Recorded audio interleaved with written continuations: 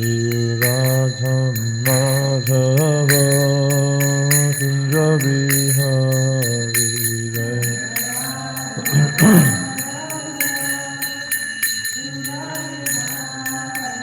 Jaya Radha Madhava Kunja Bihari Jaya Radha Madhava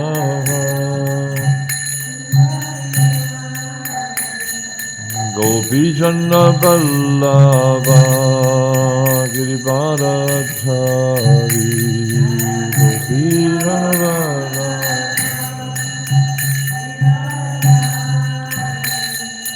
Gopi Jana Vallabha Girivardhari Gopi Jana Vallabha Girivardhari Jaya Radha Madhava Kunja Bihari Jaya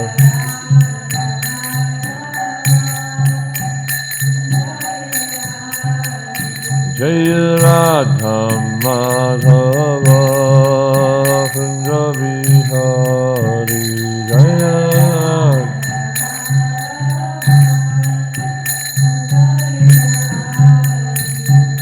Gopi Jana Vallabha Girivardhari Gopi Jana Vallabha Gopi Jana Vallabha Girivardhari Gopi Jana Vallabha Girivardhari Yashoda Nandana Braja Jana Ranjana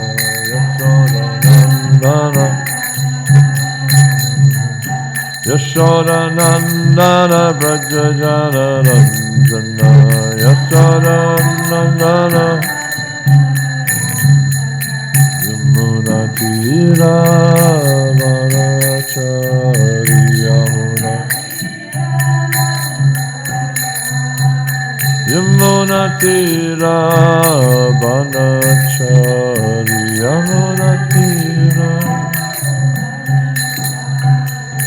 Jaya Radha Madhava Kunja Bihari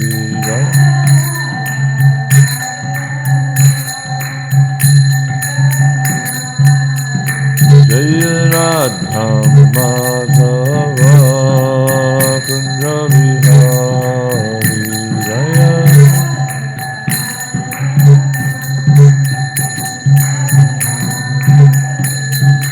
Gopi Jana Vallabha Girivardhari Gopi Jana Vallabha Gopi Jana Vallabha Girivardhari Gopi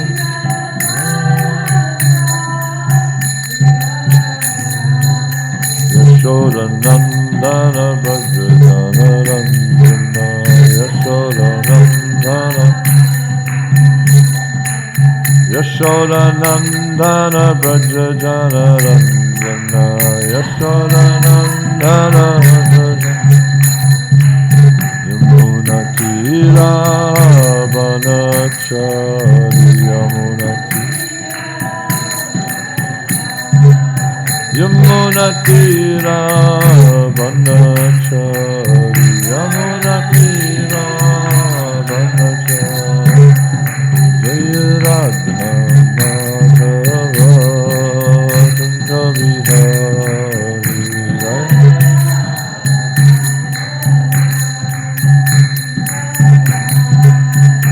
Jaya Radha Madhava Kunja Bihari Jaya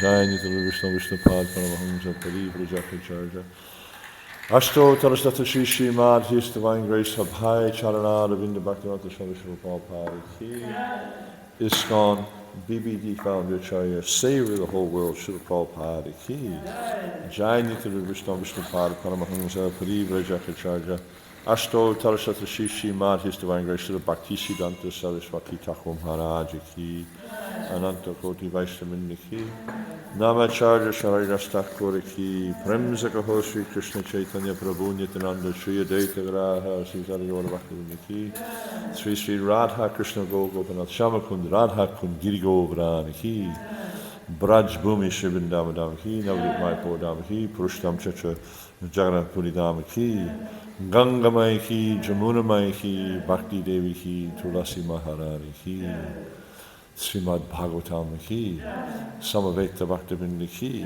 Jai Nitai Goparemanandi, all glories to somebodies, all glories to somebodies, all glories to somebodies, all glories, let us feet of Sri Guru and Sri Garanga, all glories to Sri Prabhupada Ki Jai.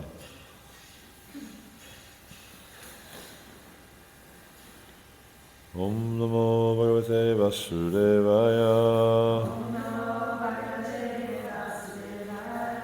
Om Namo Bhagavate Vasudevaya. Om Namo Bhagavate Vasudevaya. Uddhava Uvacha. Krishna Dumani Nimloche.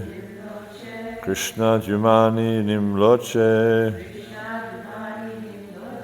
Krishna Jumani Nimloche Gineshu Ajagarena Ha Gineshva Jagarena Ha Gineshva Gajarena Ha Krishna Jumani Nimloche Gineshva Jagarenaha Kim Nu Na Kushalang Bruyang King Nu Na Kushalang Bruyang King Nu Na Kushalang Bruyang Gata Shishu Griheshu Aham Gata Shishu Griheshvaham Gata Shishu Griheshvaham King Nuna Kushalang Bruyang Gata Shishu Griheshvaham Uruvacha Krishna Jumani Nimloche Gineshva Jagarenaha King Nuna Kushalang Bruyang Gata Shishu Griheshvaham Uruvacha Krishna Jumani Nimloche Girneshva Jagarenaha King Nuna Kushalang Bruyang Gata Shishu Griheshvaham Uddhava Uvacha Sri Uddhava said, Krishna Jumani, the Krishna son, Nimloche, having set, Gyaneshu, being swallowed, Ajagarena, by the great snake, Ha, in the past, Kim, what, Nu, else, Na, our, Kushalam, welfare, Bruyam, may I say. Gata, gone away. Shri Shugriheshu, in the house. Aham, I. This phrase, Krishna Jumani, there's a verse in the Chaitanya Charitamrita where it says, Krishna Suya Samamaya Hayandaka Yahan Krishna Tahan Nahi Maya Adhikara. And this verse is actually, I guess you call it the what do they call it, the heading or the flag head or whatever they call of a very well-known publication in ISKCON. Anyone know what that publication might be? Huh? Back to Godhead. What does it say on the top? Krishna is light, Maya is darkness. You look at the top thing on every Back to Godhead. It's got it. And it's just this verse, Krishna Surya Sama Maya Haya. And it's saying basically that Krishna it says Krishna Surya Sama. So Krishna, we know what Krishna means. Surya means the sun, Sama means the same. Krishna Surya Sama, Maya Andakara. And Maya is darkness. Krishna Surya Maya, Yahan Krishna Tahana, Maya Adhikara. Wherever there's Krishna, there is no darkness. So wherever the son of Krishna is present, there's no darkness. And that's the point that's being made here in this wonderful verse. Sri Uddhava said, my dear Vidura, the sun of the world, Lord Krishna has set. Isn't that such a beautiful analogy? The sun of the world. Because when Krishna shines, there is no darkness. Whenever Krishna is present, there is no darkness. And that's the same for us. Whenever Krishna is present in our hearts, and of course he's always present in our hearts. He says that, that I'm situated in the heart of every living entity. He's there, but we have to bring that out. We have to, reveal, not to anyone else, but to ourselves. We have to reveal to ourselves that Krishna is present in the heart. And then wherever Krishna is present, or wherever this awareness of Krishna is present, there is no darkness. You can never know darkness if you know Krishna. You can never know illusion or confusion if you know Krishna. Sri Uddhava said, my dear Vidura, the sun of the world, Lord Krishna, has set, and our house has been swallowed by the great snake of time.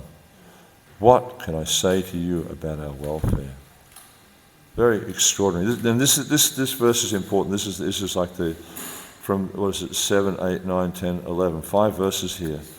Uddhava is going to explain the misfortune of the Yadus and how the Yadus are actually the most unfortunate people, which you wouldn't think, that doesn't seem to make a lot of sense, because here we have Krishna, is taking birth in their, or appearing in their household, and they're getting to associate with him every single day. They see him every day. So how is it that they're most unfortunate? This will be revealed in this section. The disappearance of the Krishna sun may be explained as follows, according to the commentary of Srila Vishwanath Chakravarti Thakur. Vidura was struck with great sorrow when he got the hint of the annihilation of the great Yanu dynasty, as well as his own family, the Kuru dynasty. And this next statement is quite nice because it's showing the nature of a Vaishnava. I was having a conversation yesterday with someone about, does anyone heard of Marshall Rosenberg? Yes. You have, yeah. You know the thing he presented, what it was called? NVC, non-violent communication. Yeah? And sometimes we hear devotees who say, oh yeah, but these things are mundane, what do you want to get involved in these things for? But actually everything comes from Krishna. Vedaham samatitani vatamani charjuna bhavishani bhutani mang tu veda nikashya. That Krishna says, I'm the source of all knowledge. So okay, that some materialist is presenting some knowledge, fine, that's okay. Where does it come from? It comes from Krishna. And this is the difference between an atheist and a theist. Is a theist accepts that everything comes from Krishna. An atheist denies. He denies God. And this is Prabhupada's constant criticism of the societists. Why do they deny God? Okay, they can discover all these laws of gravity, this thing and that thing, but don't deny God, because gravity is existing on Krishna. It's not that it's independent from Krishna. So this is the thing. Anyhow, so it just reminded me, because this devotee was talking about how sometimes devotees, they don't deal with each other very nicely. But that's not just unique to devotees. That's just a conditioned living entity. Because we see here, this pure unalloyed devotee of the Lord, he's very, conscious of what's going on for Vidura. He's very conscious of the pain he's feeling in his heart. And therefore he's speaking to him in such a way that will soften this pain. Because this is the principle of non-violent communication. And I remember we did a European Pujari Sangha last year online, and we had Bir Krishna Maharaj come on and talk about non-violent communication. And it's really nice because the idea is to communicate to the other person in a way that doesn't disturb them, which is not hurtful, which is not essentially violent. And so it's very, very interesting the way that Uddhava is about to speak.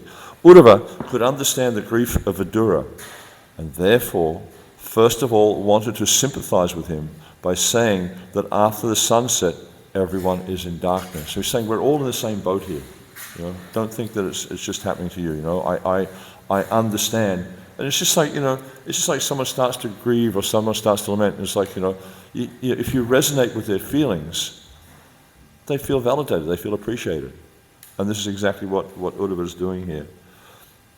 Since the entire world was merged in the darkness of grief, neither Vidura nor Uddhava nor anyone else could be happy.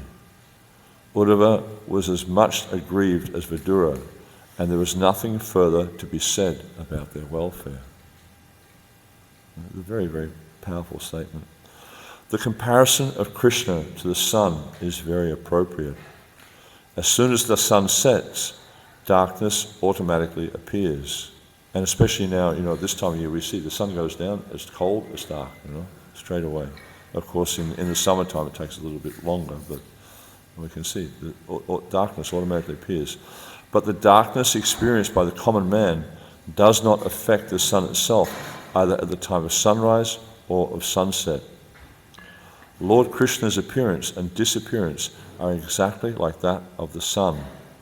He appears and disappears in innumerable universes, and as long as he is present in a particular universe, there is all transcendental light in that universe. But the universe from which he passes away is put into darkness. His pastimes, however, are everlasting. The Lord is always present in some universe, just as the sun is present either in either the eastern or western hemisphere. The sun is always present either in India or in America, but when the sun is present in India, the American land is in darkness, and when the sun is present in America, the Indian hemisphere is in darkness.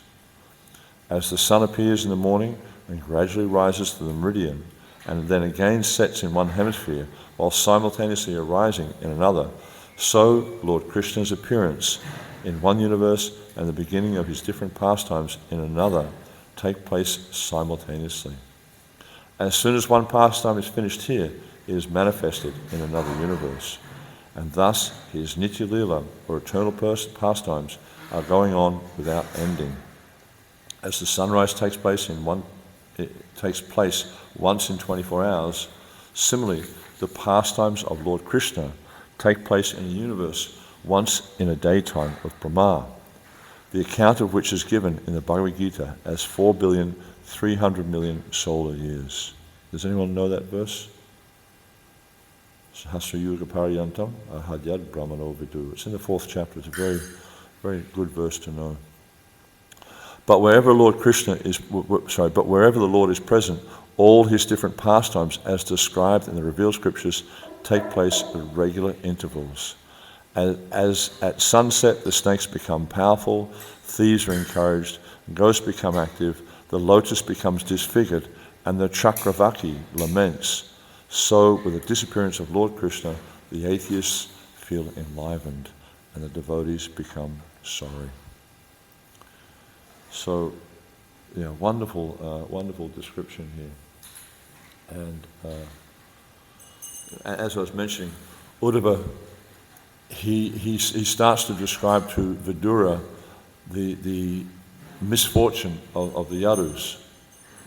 And he says that actually, he's saying in these few verses here from 7 to 11 how, everyone is certainly unfortunate because Krishna has departed from the world. Yet we see, he explains that actually the Yadus are even more unfortunate. And the reason he says that is because even though the Yadus, they're associating with Krishna every single day. They'd come to the court and they'd see Krishna, and they'd engage in various activities with Krishna, and they'd go riding on chariots, and so many things they do with Krishna. Yet Uddhava is saying they're the most unfortunate, and he explains the reason why. It's because they only accepted that Krishna was the indwelling supersoul in the heart of all living entities. They didn't understand that actually he is the original personality of Godhead. They didn't understand that. And therefore, and Uddhava was saying this from his position of knowledge because he understood this. He understood how wonderful Krishna is and how we're all actually dependent upon Krishna for everything. And this is the real message that stands out to me in this verse. Because Uddhava is saying, our house has been, the sun of Krishna has set, and our house or our family, our dynasty has been swallowed by this, the great snake of time. And we know that Krishna, he says in the Gita, just time I am, the great destroyer of the worlds. And we see, it's like in our own lives, it's like there may be so many things that happen in our lives, so many nice things happen to us, so many calamitous things happen to us, and we're lamenting or whatever, we're so happy. But time just marches on. Nothing stops time in this material world. But we see in the spiritual realm, it mentions that in the verses we chant from the Brahma Samhita, the last two verses we chant, where it defines the difference between time in the material world and time in the spiritual world. And time in the material world, if we look at what's going on in the material world, there's only two aspects of time: past and future. There's actually no present here, because as soon as you say now, it's past. It can never be now. Like they say, be here now. I'd like to see someone do that, because you can't. You can't be here now, because as soon as you say now, it's gone. Whereas in the spiritual realm, it's eternally present, which is quite a concept to try and understand, because we don't have that experience here. We don't have the experience of being eternally present. Yet we see, time just marches on. Sometimes it's called inexorable time. Nothing stops time. Nothing. It can be the greatest calamity or the greatest happiness or whatever. Nothing stops time. And this is the analogy that Uddhava is giving here is the great snake of time has swallowed our family or swallowed our dynasty, house. And, because it was understood that at some point Krishna would depart. And so, he had this conversation with Krishna just before he did wind up his pastimes. And Krishna told him that he was going to depart. And he saw this, Uddhava wasn't bewildered by this, because he understood this was just, this sequence of things. And then he talks about, what can I say to you about our welfare? Now, my understanding of this is if we look at the 8th chapter, for instance, of the first canto. Does anyone know the content or the topic of the 8th chapter of the first canto? Very, very important chapter. Very, very important for devotees to know this chapter and the contents of this chapter. It's the teachings of Queen Kunti. It's Kunti's prayers to Krishna. I mean, there's about 15, 20 verses in the beginning which are, introductory verses, but then there's about 20, I think 28, maybe a few more verses where Kunti's offering these amazing prayers to Krishna. And Prabhupada actually declared that Kunti was an acharya. She was our acharya because she was actually demonstrating to us how we should be praying to Krishna, how we should interact with Krishna, how we should understand Krishna. But then there's one of the verses there I can't remember which number it is. It might be 37 or something like that. Anyhow, so Kunti, she says to Krishna that, we are, because what's happening there is Krishna, he spent several months with the Pandavas after the Kurukshetra war because they were all kind of like, a bit disturbed by the whole thing, especially Yudhishthira. He was very disturbed by it. And so he spent several months with the Pandavas and he was just about to leave. And so he was on his chariot and Arjuna was there. He was going to drive the chariot and the other Pandavas, men were there. And Uttara and Kunti came running out to offer prayers to Krishna. And then Kunti started to offer these very heartfelt prayers with deep, deep realization. And at one point she says, we are completely dependent upon you. Without you, how will our dynasty function? The same kind of idea. She's thinking, there's all these kings now who have enmity towards us, and if you're not protecting us, our family will be swallowed up by all these kings, by this ocean, the ocean of these kings that she was talking about. So the same mood is that we're completely dependent upon you. And there's another nice story that I was reflecting on in relation to this mood, is we look at Srila Prabhupada when he was a child, because the last week we were talking about Uddhava as a child, and how he was so absorbed in his service of Krishna, even as a 5-year-old child, he was completely absorbed. And so we see Srila Prabhupada. There's a wonderful story in the Lilamrita, the first volume of Lilamrita called Lifetime in Preparation, I think. And anyhow, so we see there that Prabhupada was relating how as a child, him and his sister, Bhavatarini, they used to, in their childhood play, they do so many things. And like they make a kite, and then they're running down the street trying to fly the kite, and then what do? They say, Krishna, please make this kite fly. So automatically, their resort is Krishna. They don't think, I wish the wind would blow, or I wish this kite would fly, or this stupid kite, whatever. Like the things we used to do in our childhood, we throw it on the ground and jump on it or something because it's a useless kite.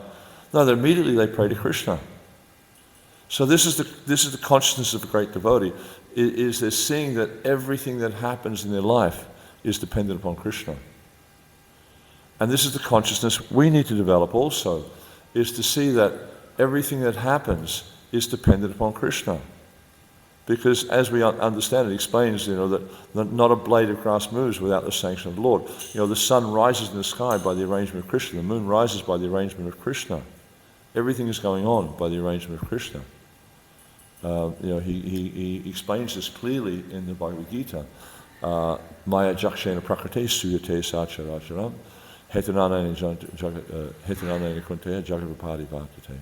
That this Maya jakshena, this Maya, it's my energy. Prakriti, it's my energy, it's my separated material energy. And from it are coming all moving and non-moving living entities. He also says, Aham savasya prabhu mata savaram pavatite iti matra bhajante mam buddha bhava samanvita. That I am the source of all spiritual and material worlds, everything emanates from me. So he's stating the fact, that everything comes from Krishna. But then he says that, Iti matva bhajante mam, buddha bhava samanva. He said, but those who are intelligent, those who have intelligence, they worship me with all their hearts. Why? Because they understand that everything here is coming from me, that I am the source of everything. And that if anything is going to be happen in our lives, or anything is going to be successful in our lives, it's completely dependent upon Krishna. There's no other recourse, actually. Like we see it described in I think it's the seventh chapter of the Gita, where Krishna talks about worshipping demigods. 7, 20, 21, 22. And Krishna explains there that when people approach the devatas for material desires, because this is generally what they approach the devatas, they might approach Shiva or the sun god or whatever or Uma for all these different benedictions. Krishna says, he explains that when they worship the devatas, they're worshipping me, but they're doing so in a wrong way. And then he explains, because all the benedictions the devatas give, they come from me. Because Krishna says, Aham savasya prabhu, that I am the source of everything. Everything emanates from Krishna. And we see, it's right throughout the Bhagavatam, we see so many descriptions of this. We see in the Brahma Samhita, in the Gita, this is being described to us. So all throughout the scriptures we see how it's being described that everything ultimately comes from Krishna. Okay, he may have all these different agents, where he's got, he expands as Lord Balaram, and Balaram expands as Sankarshan, and from that comes the Chatavyuha, and then he expands as Narayan, then Mahashankarshan, then another Chatavyuha, and then from these Chatavyuhas come the Purushavatars, and the universe is manifested, etc., etc. So we see through all these different agencies that everything is developing. Just like we might see, the president or the prime minister of a country, he's ultimately in charge, and through all his agencies, the ministers and things like that, and all the different departments, the government departments, so much is happening. But ultimately, there's one person who's in charge. So in terms of the grand scheme of things, ultimately, it's Krishna is in charge of everything. And not only is he in charge of everything, everything comes from him. Everything expands out of his body. But he explains that also in the Gita. He says, I am, in one sense, I am in everything, but everything is not in me. So he's explaining how it all expands from him, but he's also separate from it. He's aloof from it. So if we understand Krishna's position, if we understand, and of course initially we try to understand intellectually. There's difference. There's these two terms called Gyan and Vigyan. So Gyan means knowledge and Vigyan means realized knowledge. So initially we need to understand at least from the intellectual level, to understand how Krishna is everything. And there's a really nice story in this regard. The Brahmana and the Cobbler. I'm sure you've all heard this story. And essentially Narad Muni was on the way to see the Lord in Vaikuntha. And he came across a Brahmana, and the Brahmana received Narad Muni and explained to him that, the Brahmana asked him, well, where are you going, Narad Muni? He said, I'm going to Vaikuntha. And he said, oh, that's wonderful. When you go to Vaikuntha, can you ask Lord Narayan when I'll be liberated? Narad Muni said, yes, fine. And then he continued on his way, and he came across a cobbler. And a cobbler is, sometimes they call cobblers muchi, because they're dealing with leather and stuff. And a Brahman is called suchi, because he's pure. But he met this cobbler who was so poor he just lived under a tree. He had no facility. And when Narad Muni came, he didn't have much to offer him, but he offered him a sitting place and a glass of water. And he was so overwhelmed that Narad Muni was visiting, because he understood that Narad Muni was a great devotee of Lord Narayan. And so when Narad Muni was there, he was receiving him very nicely and offering kind words and things like that. And then he asked Narad Muni, where are you going? And Narad Muni said, I'm going to Vaikuntha to see Narayan. And the cobbler was so happy to know this. He said, you're going to see Lord Narayan. That's so amazing, And then it went on. And then Narad Muni said, he asked him if he wanted to ask Lord Narayan anything. He said, no, I'm happy here. And he said, but I can't remember all the detail of the story, but essentially Narad Muni agreed to ask the Lord Narayan when he'd be liberated. And so he goes to see Narayan in Vaikuntha, and he asked Narayan about the Brahmana and the cobbler. And Narayan said to Narad Muni, he says that this Brahmana, he'll be liberated after many, many lifetimes. And the cobbler, he'll be liberated at the end of this life. There's two versions I've heard of this story. One version says he'll be liberated at the end of the lifetime. One version says he'll be liberated when all the leaves fall off the banyan tree. But anyhow, so Narad Muni was a little bit perplexed. He couldn't understand this.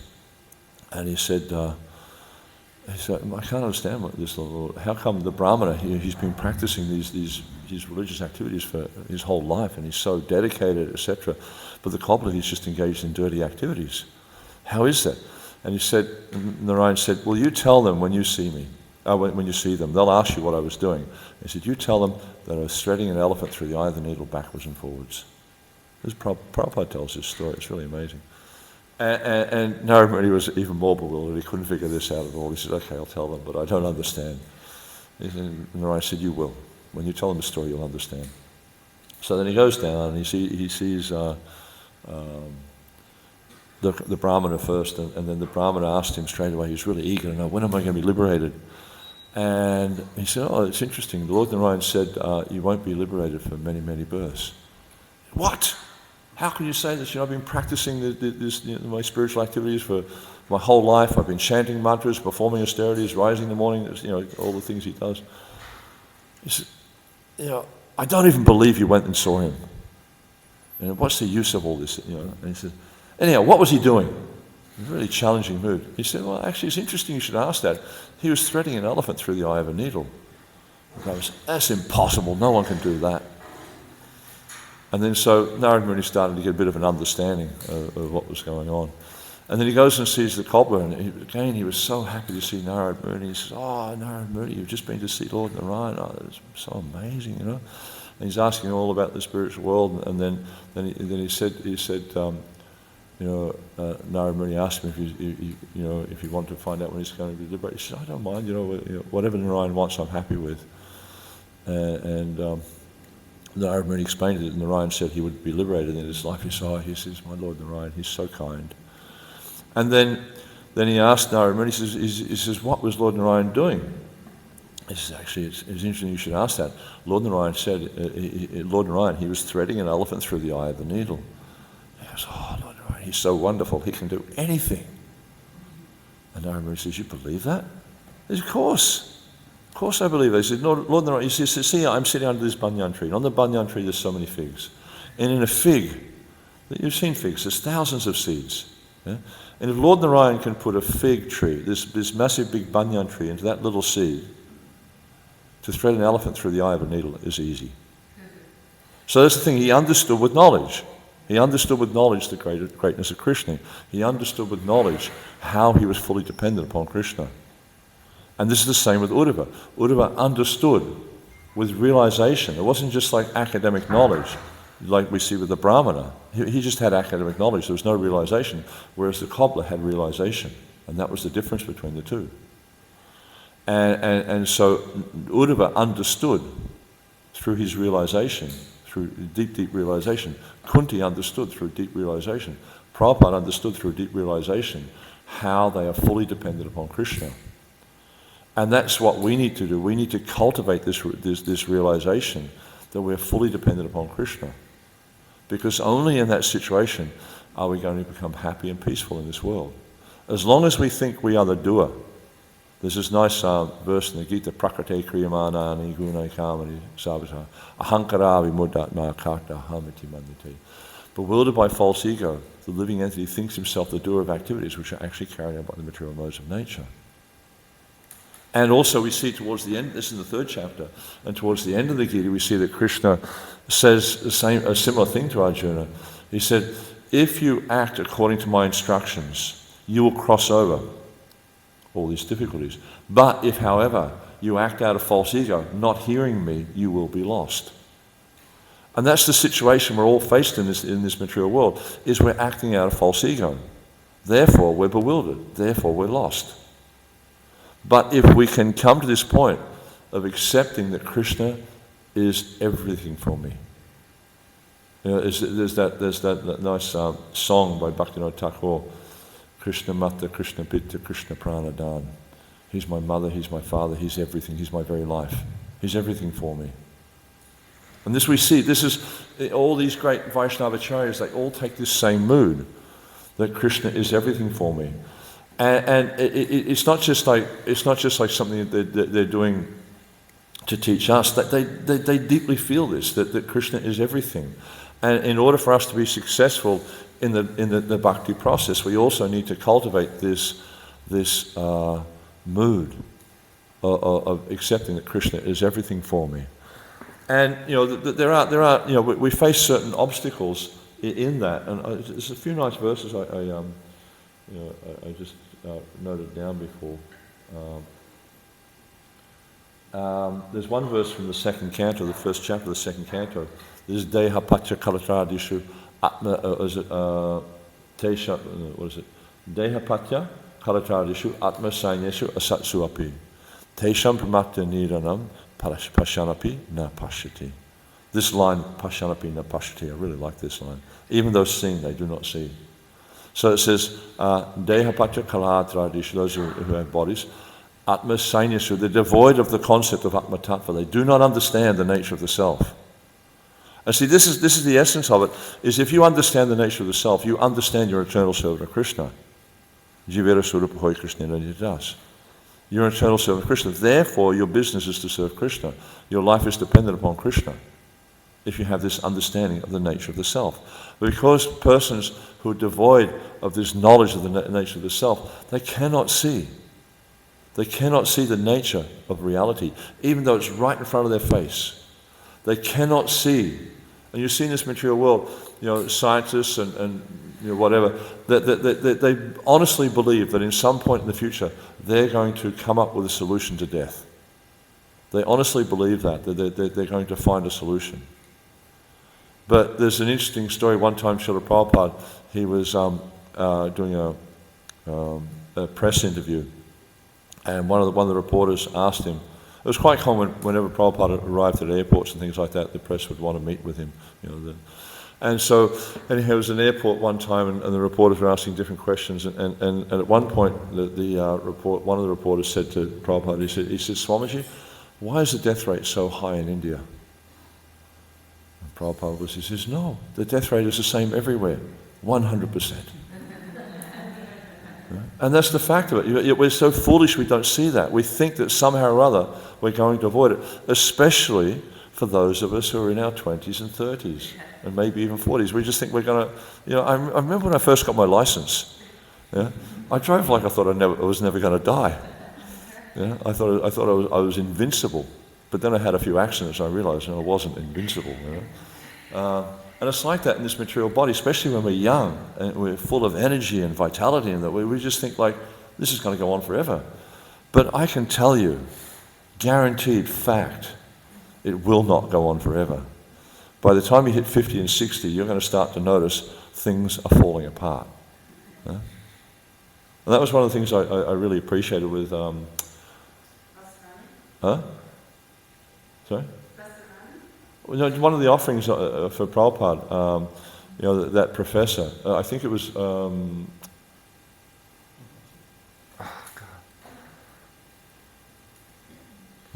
I just gone blank on his name, lives down at Pottsville. Alalanath.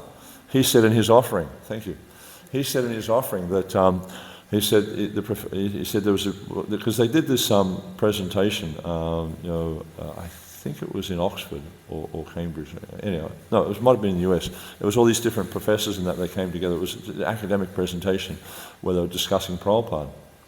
And one of the professors had said that, I know something about Swamiji that none of his followers know.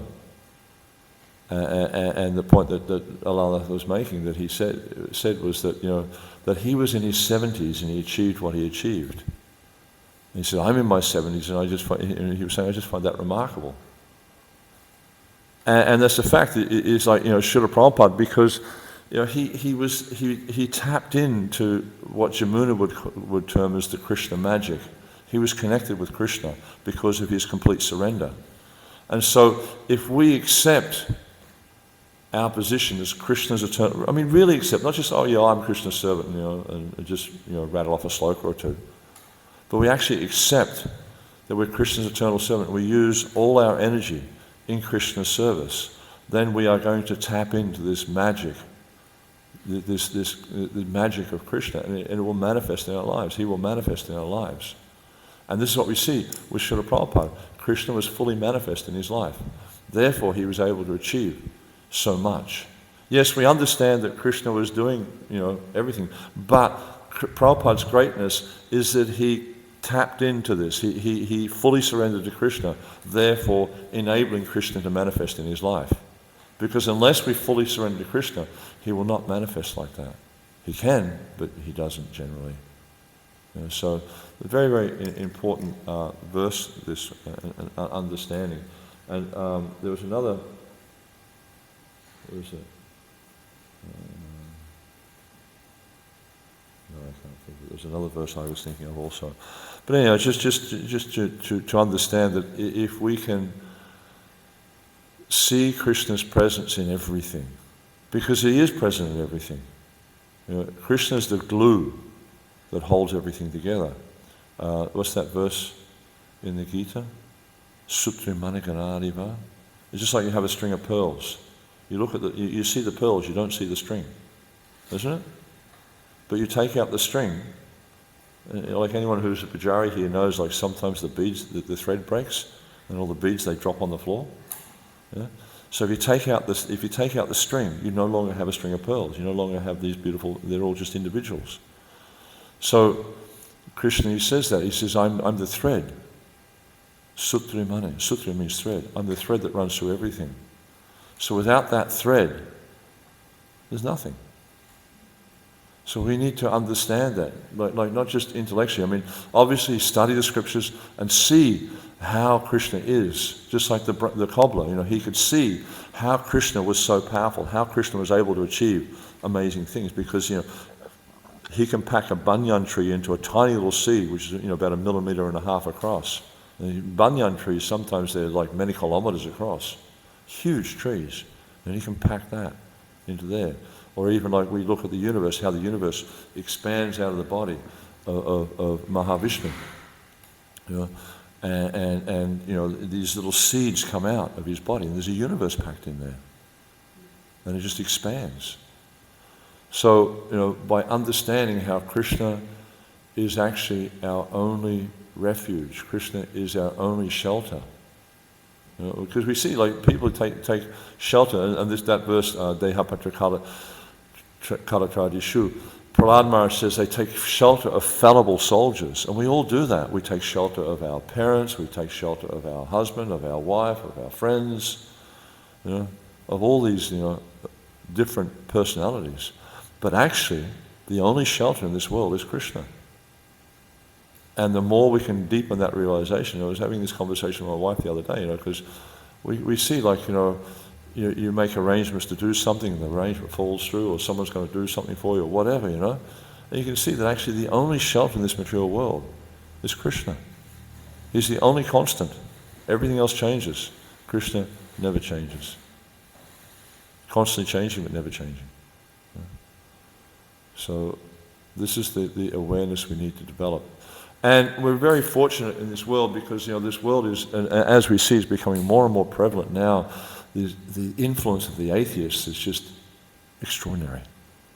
It's just phenomenal how much influence the atheists are having now. But we have this one wonderful benediction that Kali Kalera Dhamma Krishna Nama Sankirtan. That Krishna has manifested in Kali Yuga as the holy name.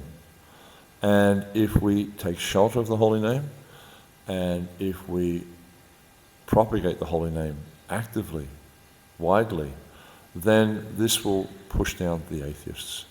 This will minimize the effect of the atheists in this world. And it will turn some of them into devotees of Krishna. So, very, very important process. And Okay, I finished there. Any questions at all?